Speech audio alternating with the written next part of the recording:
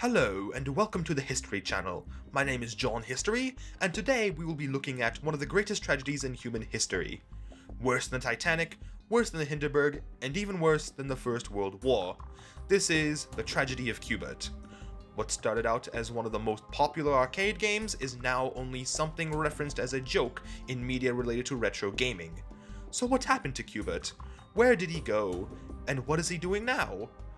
All of this will be found out in today's episode of, I don't know, I just walked in here. Back in the 70s and early 80s, arcade games were all the rage. Spawning classics such as Space Invaders, Pac-Man, and Donkey Kong, the arcade was the way to play video games back then. No matter where you were, there was always either an arcade machine or indoor smoking. Pick your poison.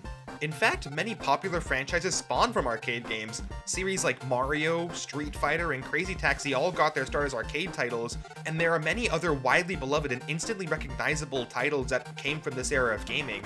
Imagine where this industry would be without Smash TV. However, not every game was as widely recognizable as the icons, and plenty of old arcade titles fell into obscurity as they failed to adapt to the changing industry. Some arcade classics only live on in the form of mobile games, some only ever receive ports to modern hardware, and for some series, they become the main character of an Adam Sandler movie. Such is the case for our friend Qbert, a popular arcade game from the early 1980s. Back in his heyday, Qbert was reportedly the third most popular arcade title, only behind Donkey Kong and Pac-Man, which was a massive feat. He was popular enough to have his own 20-episode TV adaptation as part of the Saturday Supercade programming block on CBS, treatment that was only given to the likes of Donkey Kong, Frogger, Pitfall, Space Ace, and Kangaroo. Okay, it's not that impressive, but it was still very popular for the time. I honestly don't even have anything to say about the show itself. I tried watching an episode and it feels so boring and aimless. But compared to other obscure arcade games such as Burger Time, Tower of Druaga, and Death Race, Qbert was extremely popular by comparison. So what happened? Why was Qbert forgotten? Well, I can think of one reason. It all started in 1982, when a company called Gottlieb, who are mostly known for their pinball machines, released Qbert as part of their line of arcade games. Fun fact, Gottlieb was owned by Columbia Pictures, and by extension, they are currently owned by Sony. So I think I know what the next PS5 exclusive is going to be. Created by Warren Davis and Jeff Lee under the codename Cubes, Qbert's name originated as a portmanteau of cube and Qbert, and its design was inspired by a pattern of hexagons and a pyramid made of cubes that some co-workers made. Qbert itself is an action puzzle game that makes use of isometric sprites to give off a pseudo 3D effect. The objective is simple. You have to change the color of every cube by touching it one or more times. Once you've changed the color of every cube to the correct one, you beat the level. They expand on this by introducing different kinds of obstacles and squares that you need to touch multiple times, but overall, the gameplay is easy to learn and hard to master. This engaging gameplay was complemented with a cast of quirky characters such as a snake thing, a blob with cool shades, and of course, Qbert, whose defining characteristic is that he swears every time he loses the level. I wonder what the uncensored version looks like. As I said earlier, Qbert was a massive success for its time, and its success spawned a TV show, toys, a pinball machine, and even a board game. Qbert mania was in full swing during the early to mid 1980s, and surely Gottlieb would want to capitalize on it. So a year later, the hotly anticipated sequel to Qbert would release in the form of Qbert's Cubes. Cubes expanded upon the original by making the main goal scoring a row of 5 on the grid by rotating the cubes in the direction you jump off of them. It's like tic-tac-toe, but with the side of this thing. It's a neat expansion on the idea of Qbert, but it feels more like a side grade than an actual sequel. It basically throws out everything you learned from the original game in favor of, huh? And what? There were plans to make a more difficult version of Qbert for hardcore players, codenamed the faster, harder, more challenging Qbert. Wait, ain't that the one Daft Punk song? Those plans were scrapped after it was deemed too hard for the masses in a move similar to that of Super Mario Bros. The Lost Levels. Oh, so that's why we got cubes. There were also many ports of the original Qbert to practically any device with a screen. Most of the ports are pretty accurate to the arcade experience, but there were a few exceptions. For example, the MSX port of Who the F is That? Yeah, so apparently the MSX version of Qbert completely missed the memo and ported over Qbert's cubes instead of the original and changed the character to be this bubble bobble reject. What's even crazier to me is that the game is also considerably easier, with there being less enemies and tons of items that give you advantages such as enhanced speed and even invincibility. To be fair, this game is quite a bit of fun and it does quite a few things to expand upon the gameplay of cubes. Just ignore the imposter. Another slightly different version of Qbert is the Game Boy version. Despite being a black and white system, the Game Boy version sports new graphics, new maps, new mechanics, new music, and even cutscenes.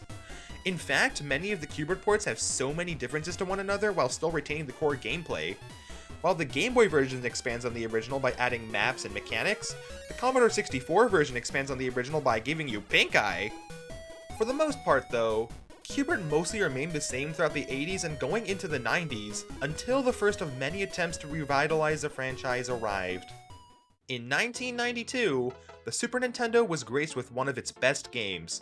That's right, Qbert 3. Similarly to Qbert on Game Boy, 3 sports many upgrades to the original, such as a ton of different level layouts, new enemies and mechanics, the addition of background music finally, and the biggest change of all is the sheer variety in the visuals. Like, seriously, they spared nothing to make the most of the new 16-bit hardware of the SNES. There are so many unique themes like books, the American flag, and teeth. The backgrounds are also insane. They feel almost too distracting. This game looks so much like a massive drug trip that I had to call my doctor. Qbert 3 feels like sort of a refresh of Qbert from the 1990s, as the game was already losing relevance quickly by that point, but that wouldn't be their last attempt at a revival. In 1999, Qbert received a reboot for the PS1, Dreamcast, and PC, with a separate version for Game Boy Color releasing around the same time. Following in the footsteps of Qbert 3, shit gets real. Just like that game, they take advantage of the new hardware wherever they can. There's tons of new mechanics, 3D graphics, CD quality music, video cutscenes, and a full-on story where Qbert has to save his universe from being corrupted by the various enemies from the games. He even has a love interest named Qdina. If this guy can get a date, what is your excuse? This game is also the first to include Classic Mode, and it's executed very well here, with many options to optimize the difficulty, theme, graphics settings, and it feels just like the original, if not better. In my opinion, this feels like the most ambitious and polished Qbert experience up to this point, retaining everything I liked about the previous games and adding so much more.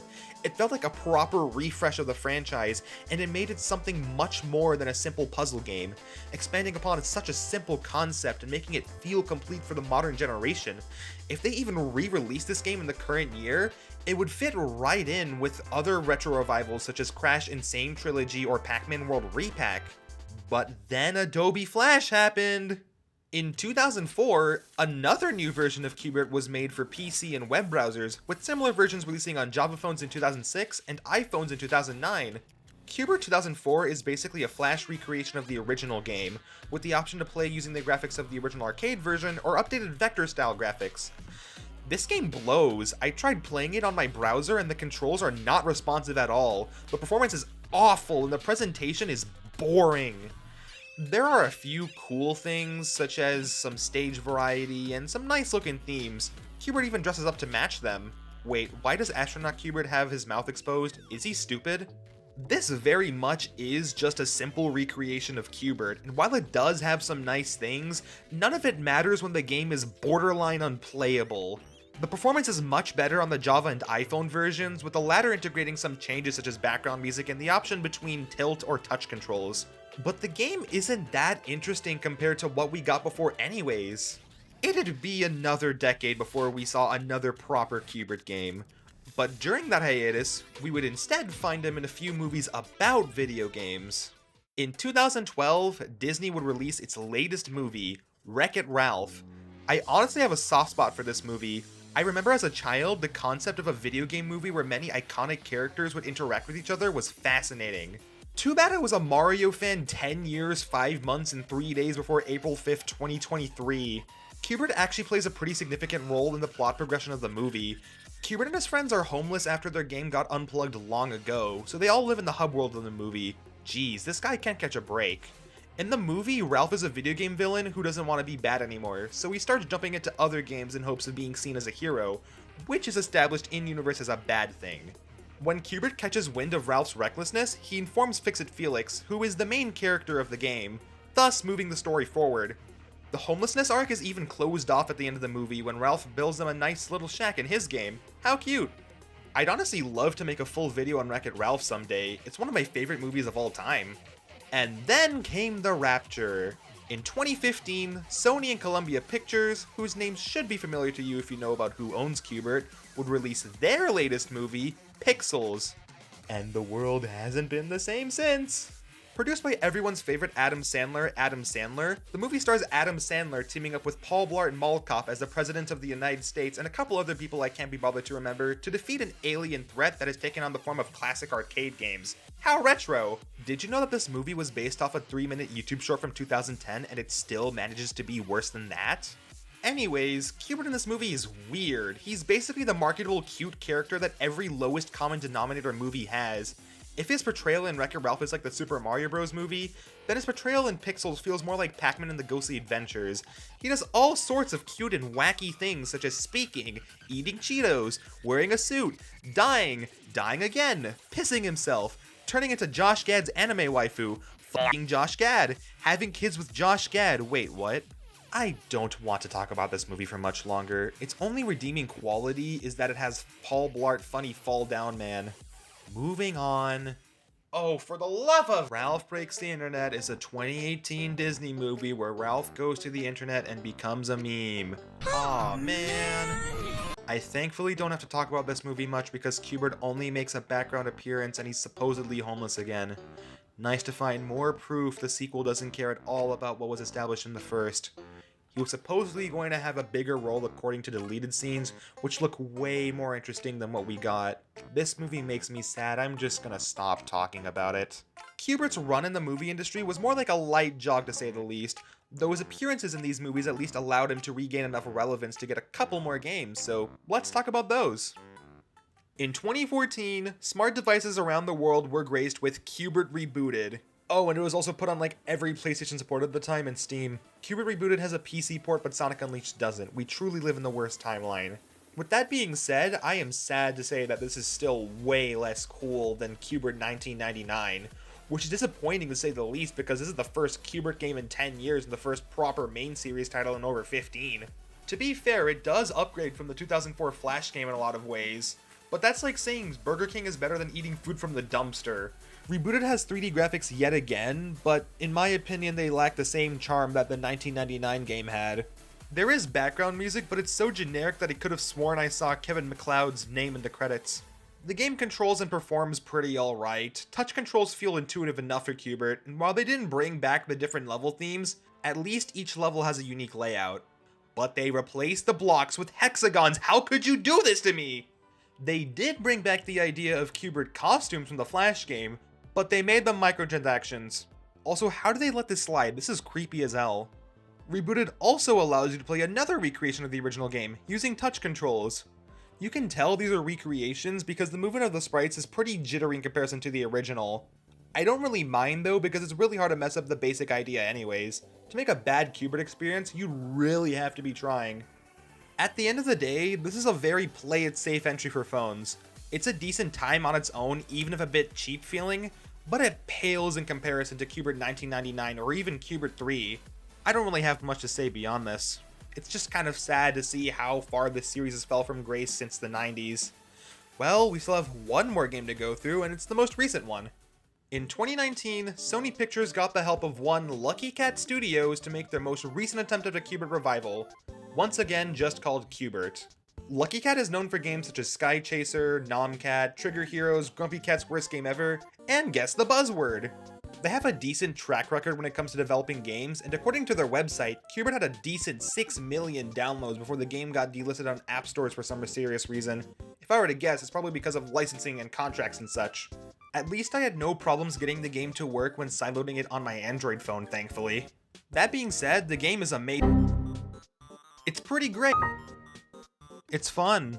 The game is actually intuitive and quite addicting. I played way more of it than I initially thought I would, and I genuinely pull it out sometimes when I'm bored. It feels so good to play this game, it's almost as satisfying as looking into my homework folder. The graphics are no longer 3D, but the sprite work they used instead looks really good, and the music is pretty nice too, even if it gets quite repetitive. The new level layouts and mechanics are really fun additions, and they even added bosses this time around, though they're essentially just big obstacles. The varying level themes are back once again, and the Qbert costumes returned too, and they're no longer microtransactions. You can even play as Wreck-It Ralph. There aren't many games you can say that about. The costumes are instead unlocked through in-game currency, playing the game, or watching ads. Speaking of, there are so many ads. You get them from every little action you do. You get them to unlock characters, you get them to double your coins, you get them when you lose, you get them when you don't want to lose, you get them when you're driving the freeway, you get them while you're asleep. They're abundant and inescapable. It gets damn annoying. If the ads ever got too annoying, you could purchase an ad-free version for $5 when the app was still available on stores. So if you wanted to invest in the Qbert lifestyle, you were able to at the time. This game is a really fun and polished experience. Probably the most fun and polished Qbert has ever been. And while it's not as ambitious as games like Qbert 1999, it's still the most fun and intuitive Qbert experience you can get. And it's a way better mobile adaptation than either the Flash game or Rebooted. I definitely recommend finding the game online and playing for yourself if you can bear through enough ads to scare even sketchy download sites. And that's Qbert! What a great way to end the retrospective. I honestly wish they found a way to keep Qbert 2019 up, because it really is just a fun game to burn time on. In general, it's just kind of sad to see how much of a fall from grace Qbert had. From being on the top to being almost completely forgotten, Qbert was a fun concept that never really took off beyond its initial fad phase. But there's a silver lining to this. With more and more old games coming back in new ways for the past half a decade, now is a better time than ever to give Qbert a proper new lease on life. Whether it just be a brand new take on the Qbert idea, a remake of one of the larger titles such as Qbert 1999, or even just a collection of the many Qbert games over the years, anything that has enough passion and effort put into it would probably be enough to reignite interest into this obscure character. I know I'd pick it up. The tragedy of Qbert is a reminder that fame is not always permanent. You could be the most popular kid in school one day, but lose all of it the next. You can always try to maintain your relevance, but it won't always work. So instead of worrying too much about arbitrary things like fame, you should instead focus on and enjoy the friends and experiences you have in life while you're still able to, because those are the things that will stick with you forever. Excuse me, what does that have to do with Qbert? Who are you and how long have you been here? I'm the guy who booked this room. I was late because I got stuck.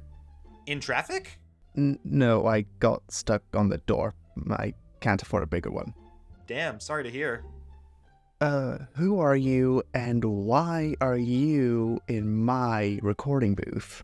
I don't even know who I am. I just walked in here like 18 minutes ago. And what are you recording? I don't know. I just stumbled in here. Where did you even come from? Why do you even need this room? To record. Record what? This is a recording booth for My Strange Addiction. Wait, isn't this the History Channel? And why did you think that? Because of the giant logo on the entrance? Why would you need to record My Strange Addiction for the History Channel? Because historical figures had strange addictions too, dumbass. Oh, did they? Yes. Now leave before I call security. Not if I have anything to say about it. Smoke bomb! Haha, I'll just go out the back. Well, that was a bust. At least I still have my Qbert games. Wait, this is just a DVD copy of Pixels.